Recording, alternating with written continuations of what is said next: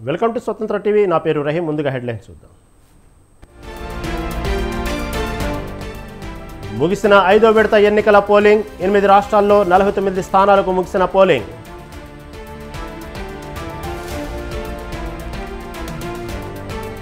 ఏపీలో అల్లర్లపై డీజీపీకి నివేదిక ఇచ్చిన సిట్ చీఫ్. 150 పేజీల నివేదికను డీజీపీకి అందజేత.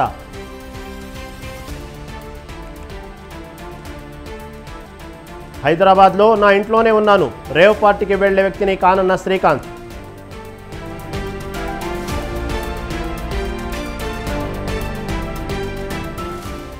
కాంగ్రెస్ ప్రభుత్వానికి జూనియర్ డాక్టర్ అసోసియేషన్ అల్టిమేటం.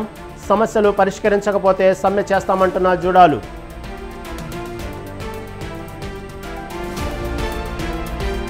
లాభాల్లో ముగిసిన స్టాక్ మార్కెట్లు. 89 పాయింట్లు సెన్సెక్స్, 36 పాయింట్ల నిఫ్టీ.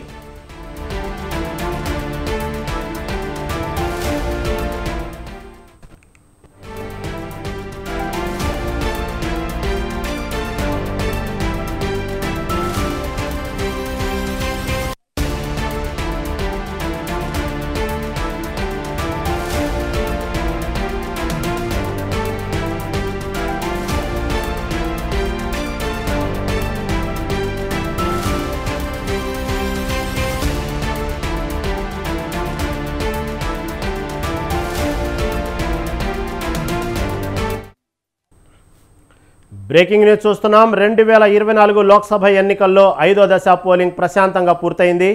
ఎన్నికలు ముగిసే సమయానికి దాదాపు 61% పోలింగ్ నమోదైంది.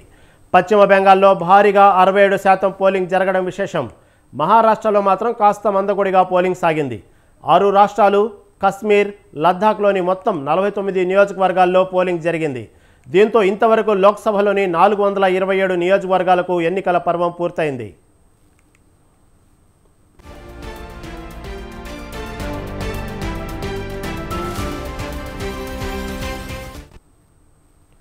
పశ్చిమ బెంగాల్లో స్వల్ప ఘర్షణలు జరిగాయి. హౌరాలో తృణమూల్ కాంగ్రెస్, బీజేపీ కార్యకర్తల మధ్య ఘర్షణ తప్ప మొత్తం మీద ప్రశాంతంగా పోలింగ్ పూర్తయింది.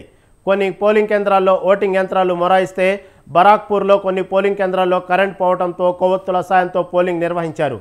బెంగాల్లో టీఎంసీ, బీజేపీ నుంచి దాదాపు 1306 ఫిర్యాదులు ఎన్నికల కమిషన్కు అందాయి.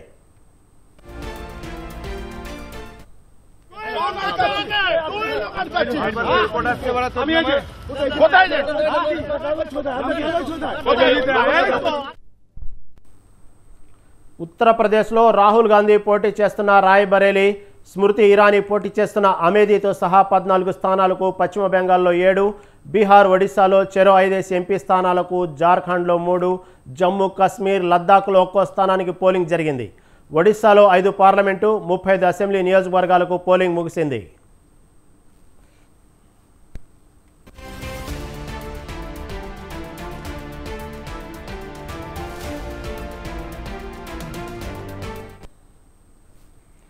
మహారాష్ట్రలో ముంబై మహానగరంతో సహా 13 నియోజకవర్గాలకు పోలింగ్ జరిగింది.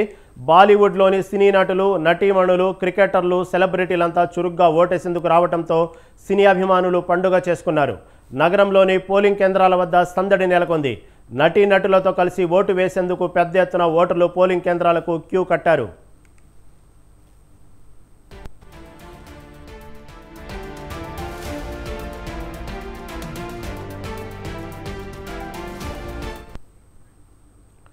ముంబైలో ముఖ్యమంత్రి ఏకనాథ్ షిండే, ఉద్ధవ్ ఠాక్రే, రాజ్ ఠాక్రే, ఇతర రాజకీయ ప్రముఖులు, ఆర్బీఐ గవర్నర్ శక్తికాంత్ దాస్, కేంద్ర మంత్రులు పీయూష్ గోయల్, ఉజ్వల్ నికమ్, వ్యాపారవేత్త అనిల్ అంబానీ ఓటు హక్కు వినియోగించుకున్నారు.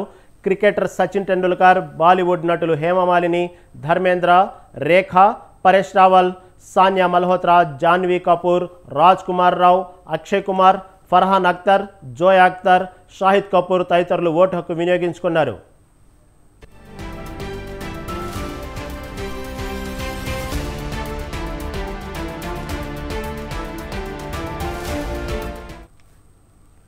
కేంద్ర రక్షణ మంత్రి రాజ్నాథ్ సింగ్ లక్నోలో తన ఓటు హక్కు వినియోగించుకున్నారు. అంతా ఓటు వేయాలని పిలుపునిచ్చారు. కేంద్ర మంత్రి స్మృతి ఇరానీ అమేథీలో ఓటు హక్కు వినియోగించుకున్నారు. జార్ఖండ్ మాజీ ముఖ్యమంత్రి హేమంత్ సోరెన్ సతీమణి కల్పనా సోరెన్ ఓటేశారు. అమేథీలో స్మృతి ఇరానీపై గాంధీ కుటుంబ సన్నిహితుడు కిషోరీలాల్ శర్మను కాంగ్రెస్ బరిలో దించింది. పశ్చిమ బెంగాల్లో ఘర్షణలకు అవకాశం ఉన్న సున్నితమైన 7 నియోజకవర్గాల్లో పోలింగ్ జరిగింది. ఘర్షణలు ఏవీ చోటు చేసుకోలేదు. జమ్మూ కాశ్మీర్లోని బారాముల్లా లోక్సభ నియోజకవర్గంలో మాజీ సీఎం, నేషనల్ కాన్ఫరెన్స్ ఉపాధ్యక్షుడు ఒమర్ అబ్దుల్లాకు మాజీ మంత్రి సజ్జాద్ లోన్ నుంచి గట్టి ఇస్తున్నారు. ఇక్కడ ప్రశాంతంగా ఎన్నికలు జరిగాయి.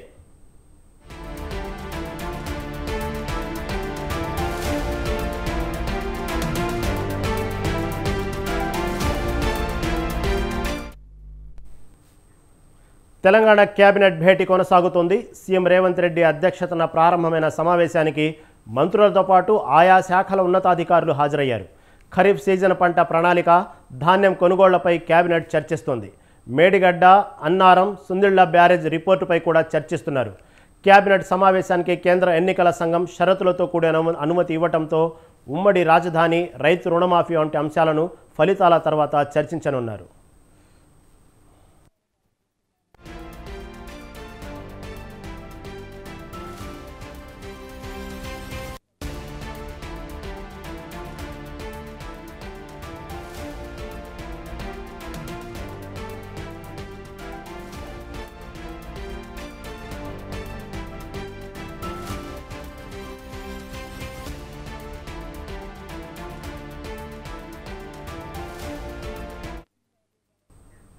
అధికారులను మార్చిన చోటే అల్లర్లు జరిగాయని అన్నారు మంత్రి అంబటి రాంబాబు. డీజీపీ ఆఫీసులో సిట్ చీఫ్ను వైసీపీ నేతలు కలిశారు. ఎక్కడైతే అధికారులను మార్చారో అక్కడే సస్పెండ్ చేయాల్సి వచ్చిందన్నారు. టీడీపీతో కొందరు పోలీసులు కుమ్మక్కయ్యారని విమర్శించారు. పోలీసు యంత్రాంగం పూర్తిగా విఫలమైందని అన్నారు. ఈ ఘటనలపై పూర్తిగా దర్యాప్తు జరగాలని వారు కోరారు. సమయంలో జరిగినటువంటి దౌర్జన్యకాండకు సంబంధించి మేము మా పార్టీ వాళ్ళు కేసులు ఇస్తే ఆ కేసులు తీసుకోవడం కావాలి. ఇప్పుడు మన కౌంటర్ కేసులు తీసుకుంటున్నాం బ్యాలెన్స్ చేయడానికి. కేసు కౌంటర్ అంటే రెండు మీరు పెట్టారు కాబట్టి మేము కూడా పెడతాం అనేటువంటి ఒక ఫాల్స్ కేసెస్ చేస్తున్నారు. అంతేకాకుండా సెక్షన్స్ 324 వేయాల్సింది కూడా 307 వేసేస్తున్నారు. మా మీద వేసి గందరగోళం చేస్తున్నారు. ఇది వన్ సైడెడ్గా చేయాలనే ప్రయత్నం జరుగుతూ ఉంది. అందువల్లనే పోలీస్ ఆఫీసర్లను సస్పెండ్ చేశారు. మీరు చూశారు, పోలీస్ ఆఫీసర్లు సీఐని వేశారు, ఆ సీఐని సస్పెండ్ చేశారు. ఎవరు వేసింది ఎవరు? ఎన్నికల కమిషనే. సస్పెండ్ చేసింది ఎవరు? ఎన్నికల కమిషనే. ఎస్పీని వేసింది ఎవరు? ఎన్నికల కమిషనే. సస్పెండ్ చేసింది ఎవరు? ఎన్నికల కమిషనే. సో ఈ విధంగా చాలా దుర్మార్గమైన పద్ధతుల్లో ఆంధ్రప్రదేశ్లో ముఖ్యంగా తిరుపతి, పలనాడు, అనంతపూర్ ప్రాంతాల్లో దౌర్జన్యాలకు కారణమై పోలీసులు కొల్యూడయ్యేటటువంటి పరిస్థితి ఏర్పడింది. దీని మీద వినీత్ బ్రిజ్లాల్ గారికి మేము వివరంగా వివరించడం జరిగింది. వ్యవస్థల్ని మేనేజ్ చేసి కొందరిని అడ్డు పెట్టుకుని కూటమి కుట్రలు చేసిందన్నారు మంత్రి జోగి రమేష్. 3 పార్టీలు కలిసి జగన్మోహన్ రెడ్డిని ఓడించేందుకు విధ్వంసం సృష్టించారని ఆరోపించారు. కొందరిని ప్రేరేపించి దారుణాలకు పాల్పడ్డారని, అందుకోసం వ్యవస్థల్ని వాడుకున్నారని అన్నారు. అధికారులను మార్చిన చోటే ఘర్షణలు జరిగాయని అన్నారు. ప్రజాస్వామ్యబద్ధంగా జగన్మోహన్ రెడ్డిని ఎదుర్కోలేని చంద్రబాబు హింసను ప్రేరేపించాడని ఆగ్రహం వ్యక్తం చేశారు. వ్యవస్థలని మేనేజ్ చేసి వ్యవస్థలను అడ్డం పెట్టుకుని ఆ వ్యవస్థల్లో ఉన్న కొంతమంది వ్యక్తులని ప్రేరేపించి కూటమి ఏ విధంగా కుట్రలో పనిందో మనం చూస్తూ ఉన్నాం. ప్రజాస్వామ్యంలో ఎన్నికలు జరిగినాయి, చాలాసార్లు ఎన్నికలు చూసాం. కానీ ఈనాటి ఎన్నికల ప్రక్రియలో జరిగిన దారుణాలను మనం కళ్ళకు కట్టినట్టు చూసాం. రాష్ట్రంలో 3 పార్టీలు కూడా కలిసి కూటమిగా ఏర్పడి ప్రజల మనసులను చూరగొన్న జగన్మోహన్ రెడ్డి గారిని ఓడించడం కోసం ఏ విధంగా విధ్వంసాలు సృష్టించారు, ఏ విధంగా కిరాతకంగా కొన్ని మూకల్ని ప్రేరేపించారు, వాళ్ళని ప్రేరేపించడంలో వ్యవస్థలను ఏ విధంగా వాడుకున్నారు. కేంద్ర ఎన్నికల కమిషన్ వాళ్ళు చేపట్టవలసిన చర్యలు చేపట్టకుండా, ఒకవేళ చేపట్టినా సరే వాళ్ళు చేసిన మార్పులకి ఎస్పీలను మార్చినా, కలెక్టర్లను మార్చినా అదే జిల్లాల్లో ఏ విధంగా మళ్ళీ విధ్వంసాలు జరిగి మనం తప్పనిసరిగా చర్యలు తీసుకుంటామని చెప్పారు. ఇంత దుర్మార్గాలని దానికి ఆద్యుడైన చంద్రబాబు నాయుడు ప్రజాస్వామ్యంలో గెలవలేని పరిస్థితుల్లో ప్రజాస్వామ్యబద్ధంగా జగన్మోహన్ రెడ్డి గారిని ఎదుర్కోలేని చంద్రబాబు నాయుడు హింసను ప్రేరేపించాడు, విధ్వంసాన్ని సృష్టించాడు. ఈరోజు ప్రజా తీర్పు రాబోతా ఉంది. తప్పనిసరిగా జగన్మోహన్ రెడ్డి గారు మరలా ముఖ్యమంత్రి కాబోతా ఉన్నారు. ఈ పరిస్థితుల్లో ఇంత దారుణంగా వ్యవస్థలను మేనేజ్ చేస్తున్న చంద్రబాబు నాయుడికి విజయవాడలో స్ట్రాంగ్ రూమ్ల వద్ద భారీ బందోబస్తు ఏర్పాటు చేశామని పోలీస్ కమిషనర్ రామకృష్ణ తెలిపారు. పోలింగ్ సమయంలో ప్రశాంత వాతావరణంలో ఎన్నికలు జరిగాయన్నారు. సిఆర్పీఎఫ్, ఆర్మడ్ పోలీసుతో సుమారు 400 పోలీసులు బందోబస్తు విధుల్లో ఉన్నారన్నారు. స్ట్రాంగ్ రూమ్లోకి అనుమతి ఉన్న వారిని మాత్రమే వెళ్లనిస్తున్నామన్నారు. ఫేషియల్ కెమెరాల ద్వారా స్ట్రాంగ్ రూమ్లకు వచ్చే వారిని గుర్తిస్తున్నామని చెప్పారు. స్ట్రాంగ్ రూమ్ల వద్ద సీసీ కెమెరాలు ఏర్పాటు చేశామన్నారు. జిల్లాలో సెక్షన్ 144 అమలులో ఉందన్నారు. స్ట్రాంగ్ రూమ్స్ ప్రాంతాన్ని రెడ్ జోన్గా ప్రకటించామని కమిషనర్ తెలిపారు. సీరియస్ గొడవలు అనేవి మన దగ్గర ఎక్కడా జరగలేదు. మీకు ఐడియా ఉంది, మీ అందరికీ ఐడియా ఉంది. బట్ పిట్టి ఇష్యూస్ చాలా వరకు రూరల్ ఏరియాస్, టౌన్ కంటే కూడా రూరల్ ఏరియాస్ చిన్న చిన్న గొడవలు గొడవ పడడంతో స్టార్ట్ అవడం ఇలాంటి తప్ప ఎక్కడ అనుకోవడం ఇలాంటివన్నీ ఎక్కడ జరగలేదు. Except issues. ఏ రకమైన ఆధారం ఉన్నా సరే ఇమీడియట్ గా యాక్షన్ తీసుకోవడం జరుగుతుంది వాళ్ళ మీద. అందులో ఏం ములాజేం లేదు. వన్ సైడ్ గా యాక్ట్ చేశారు అన్న ఏదైనా ఎలిగేషన్ వస్తే ఇమీడియట్ గా ఎంక్వైరీ కండక్ట్ చేయడం జరుగుతుంది. 100% చర్యలు తీసుకోవడం జరుగుతుంది. అందులో వేరే అందరూ కూడా జాగ్రత్తగా ఉండండి. మా దృష్టికి ఏమి రాలేదు ఇలాంటివి. దయచేసి అందరూ కూడా సిబ్బంది కూడా జాగ్రత్తగా ఉండాలి. వన్ సైడ్ అనేది ఆల్రెడీ చెప్పుకున్నాం మేము. సీరియస్ గొడవలు అనేవి మన దగ్గర ఎక్కడా జరగలేదు. మీకు ఐడియా ఉంది, మీ అందరికీ ఐడియా. తిరుపతిలోని పద్మావతి మహిళా విశ్వవిద్యాలయంలో కౌంటింగ్కు అన్ని ఏర్పాట్లు చేస్తున్నట్లు చెప్పారు జిల్లా కలెక్టర్ ప్రవీణ్ కుమార్. తిరుపతి జిల్లాలో పోలింగ్ శాతం పెరిగిందన్నారు. 2019 ఎన్నికల్లో 78.48% పోలైతే 2024లో 78.63% పోలింగ్ నమోదైందన్నారు.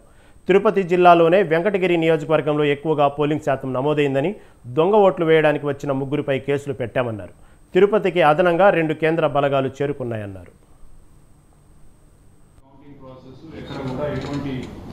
ఇష్యూ లేకుండా పీస్ఫుల్గా అయ్యేదానికి కూడా అన్ని అరేంజ్మెంట్స్, అన్ని మెషర్స్ తీసుకోవడం జరుగుతుంది. సో దీనికి సంబంధించి మనకు మన కాన్స్టిట్యున్సీస్లో ఎక్కడెక్కడ సమస్యాత్మక ప్లేసెస్ ఉన్నాయి, ఎక్కడ sensitive villages where we are anticipating law and order issues, అటువంటి వాటిలన్నింటిలో కూడా ఆల్రెడీ టికెట్స్ కొన్ని ఆల్రెడీ పోస్ట్ చేసాం. ఇంకొంత ఫోర్స్ ఎక్స్ట్రా ఫోర్స్ వస్తే మేబీ నెక్స్ట్ 2 daysలో కూడా దాదాపు 60 పాయింట్స్ ఐడెంటిఫై చేస్తాం. 60 పాయింట్స్లో కూడా పికెట్స్ పోస్ట్ చేసి ఈ లా అండ్ ఆర్డర్ ఇష్యూస్ ఏమీ అరైజ్ కాకుండా ఉండే విధంగా మెజర్స్ తీసుకుంటాం. అట్లాగే అందరితో కూడా కొంత అవేర్నెస్ కూడా క్రియేట్ చేసి ఎవరు కూడా ఆ రోజు ఎటువంటి ఇన్సిడెంట్స్లో ఇన్వాల్వ్ కాకుండా ఉండే విధంగా మెజర్స్ తీసుకోవడం. అట్లాగే ఎవరైతే ట్రబుల్సమ్ ఫెలోస్ ఉన్నారో వాళ్ళందరినీ ఐడెంటిఫై చేసి ఆ రోజు ముందుగానే వాళ్ళకి కౌన్సిల్ చేయడం, అట్లాగే ఆ రోజు అవసరమైతే వాళ్ళని స్టేషన్లో పెట్టడమా లేకపోతే హౌస్ అరెస్ట్ చేయడమా చేసి ఎటువంటి ఇష్యూ అరైజ్ కాకుండా ఉండే విధంగా అన్ని మెజర్స్ తీసుకుంటాం. ఎలక్షన్లో ఉపయోగించకుండా తీసుకువచ్చాం. కొన్ని రిజర్వ్ ఈవీఎం కావచ్చు, అటువంటి ఈవీఎం కౌంటింగ్ కి సంబంధం లేదు కాబట్టి ఆ ఈవీఎం ని సెపరేట్ బ్లాక్ లో మనం పెట్టడం జరిగింది. కౌంటింగ్ సెంటర్ కూడా అక్కడే ఏర్పాటు చేయడం జరుగుతుంది. ఒక పీసీ, ఒక అసెంబ్లీ సెగ్మెంట్, అసెంబ్లీ పార్లమెంట్ సంబంధించి 2 కౌంటింగ్ హాల్స్ ఉంటాయి. సో 7 సెగ్మెంట్స్ కాబట్టి 14 కౌంటింగ్ హాల్స్ ఉంటాయండి. అక్కడ దాదాపుగా 90% అరేంజ్మెంట్ ముందే చేశాం. ఎందుకంటే ఈవీఎం స్టోరేజ్ తర్వాత మూవ్మెంట్ కష్టం కాబట్టి అరేంజ్మెంట్ దాదాపుగా 90-95% చేయడం జరిగింది. ఓన్లీ ఫర్నిచర్స్, అదేవిధంగా స్టేషనరీ, కొన్ని లాజిస్టిక్స్ సంబంధించి ఏర్పాట్లు అన్ని కూడా 3 days బిఫోర్ ద కౌంటింగ్, అంటే 5వ తేదీ 4వ తేదీ, సో 1వ తేదీ దాకా పూర్తి చేస్తాం. 3 days before that. Then counting సంబంధించి క్యాండిడేట్స్ కూడా వాళ్ళ ఏజెంట్ అపాయింట్ చేస్తారు. వాళ్ళ లిస్ట్ కూడా రిటర్నింగ్ ఆఫీసర్ కి సబ్మిట్ చేయాలి 3 days before the counting day. 5 o'clock before 3 days before the counting ఇచ్చినట్లయితే పోలింగ్ ఏజెంట్ అపాయింట్మెంట్ కూడా పూర్తి చేయడం జరుగుతుంది. రేపు కౌంటింగ్ సంబంధించి ట్రైనింగ్ కూడా స్టార్ట్ చేయబోతున్నాము. ఈసారి పోల్ పర్సెంటేజ్ మన జిల్లాలో కూడా 2019 జనరల్ ఎలక్షన్ లో 78.48 యావరేజ్ పోల్ పర్సెంటేజ్ ఉంటే ఇప్పుడు 78.63 24 జనరల్ ఎలక్షన్లో నమోదైందండి. So it's almost 0.14% more, except 2 constituencies. అక్కడ పోల్ పర్సెంటేజ్ 2019 కన్నా తగ్గింది. ఒకటి తిరుపతి అసెంబ్లీ సెగ్మెంట్, అక్కడ 63.32% నమోదైంది. 2019లో 65.92% ఉండేది. సో 2.60 తిరుపతి అసెంబ్లీ కాన్స్టిట్యున్సీలో తగ్గింది. అదేవిధంగా సత్తివేడులో 86.45 ఉంటే ఇప్పుడు 85.28% అయింది. సో -1.16%. సో ఈ 2 కాన్స్టిట్యున్సీలో సో యావరేజ్ 78.63% మన జిల్లాలో ఓటింగ్ శాతం నమోదైందండి. ఇందులో అన్ని పల్నాడులో ప్రత్యేకమైన పరిస్థితులలో ఎలక్షన్ కమిషన్ తనను నియమించిందని అన్నారు జిల్లా కలెక్టర్ లత్కర్ శ్రీకేష్ బాలాజీ. పల్నాడులో జరిగిన సంఘటనలు దేశవ్యాప్తంగా చర్చనీయాంశంగా మారిందని తెలిపారు. జూన్ 4న కౌంటింగ్ సజావుగా జరిగేందుకు పటిష్టమైన చర్యలు చేపడుతున్నామని, కౌంటింగ్ తర్వాత ఎటువంటి అల్లర్లు తలెత్తకుండా భారీ బందోబస్తు ఏర్పాటు చేశామన్నారు. జిల్లాలో జూన్ 5 వరకు 144 సెక్షన్ అమలులో ఉందని తెలిపారు. వైలెన్స్ పోస్ట్ పోల్ వైలెన్స్ కొంచెం ఎక్కువ జరగడం వల్ల ఎలక్షన్ కమిషన్ కొంచెం సీరియస్గా తీసుకొని నాకు ఇక్కడ పోస్టింగ్ ఇవ్వడం జరిగింది. సో దాని మేరకు మనకి ఉన్నటువంటి ప్రత్యేకమైన పని ఇప్పుడు కౌంటింగ్ సజాబ్గా నిర్వహించడము, పీస్ఫుల్గా కౌంటింగ్ పూర్తి చేయడము, కౌంటింగ్ తర్వాత కూడా ఎక్కడ అవాంఛనీయ ఘటనలు జరగకుండా చూడడము. డిస్ట్రిక్ట్ అడ్మినిస్ట్రేషన్, పోలీస్ అడ్మినిస్ట్రేషన్ అందరూ కలిసి అహ్మదాబాద్ విమానాశ్రయంలో 4 ఇస్లామిక్ స్టేట్ ఉగ్రవాదులను గుజరాత్ పోలీసులు అరెస్ట్ చేశారు. ఈ 4 ఉగ్రవాదులు శ్రీలంకకు చెందిన వారు కాగా వారు హింసను సృష్టించడానికి ముఖ్యమైన ప్రదేశాలను లక్ష్యంగా చేసుకునే పనిలో ఉన్నారని పోలీసు వర్గాలు తెలిపాయి.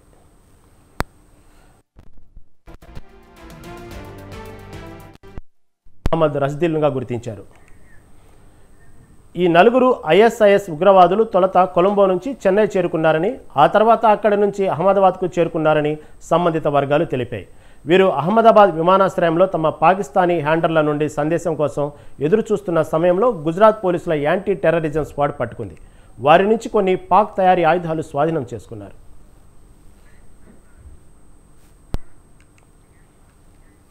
హెలికాప్టర్ ప్రమాదంలో ఇరాన్ అధ్యక్షుడు ఇబ్రహీం రైసీ దుర్మరణం చెందారు.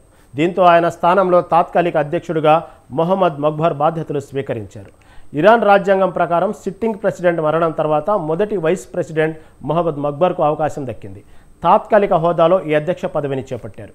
మరో 50 రోజుల్లో శాశ్వత అధ్యక్షుడి నియామకం జరుగుతుంది. మొగ్బర్ గతంలో సెటాడ్ అనే శక్తివంతమైన ప్రభుత్వ యాజమాన్యంలోని ఫౌండేషన్కు నాయకత్వం వహించారు. అంతర్జాతీయ చట్టం నిర్వహణలో అధునాతన డిగ్రీలను కలిగి ఉన్నారు.